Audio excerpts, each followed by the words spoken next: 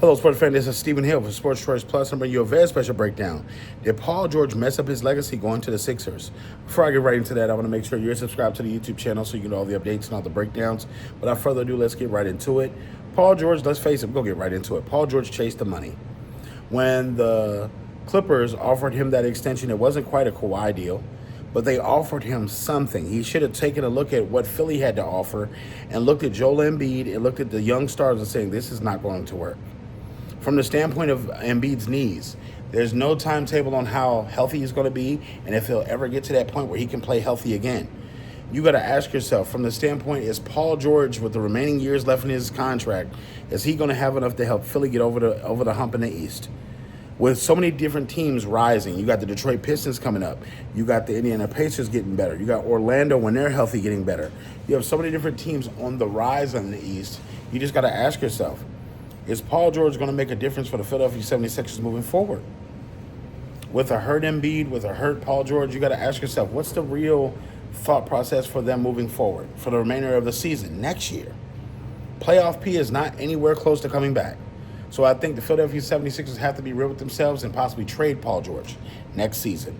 This offseason, they're going to have to look at the numbers and see what they can do to move and match some things because Embiid's salary is too big. He's not producing and doing it at a consistent rate. You got Maxey, and Maxey's out there producing, but it's every other night. You got the young guys that are not really getting production like they should. Their growth is stunted. And you got Paul George doing podcasts everywhere. So with that being said, did Paul George mess up his legacy? Some could say yes.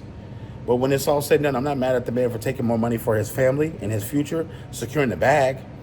But securing the bag, you threw off your NBA career. With the hyperextended need to start the season, I don't blame you for sitting out a little bit.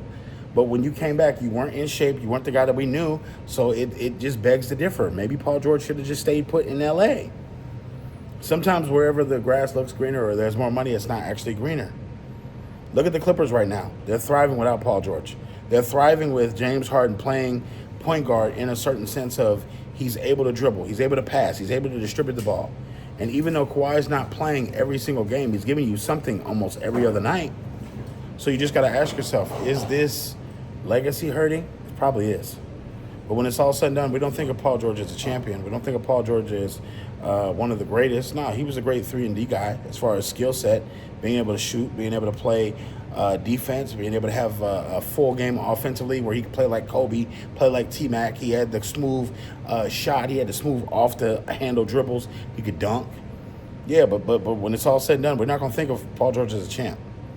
So, all you Paul George fans, no matter for what team it was, no matter for what decade it was, what do you feel like? Does this hurt his legacy? Does it help it? Definitely check out Sports Choice Plus. We'll discuss it more in the comment section. And we'll see you on the next one.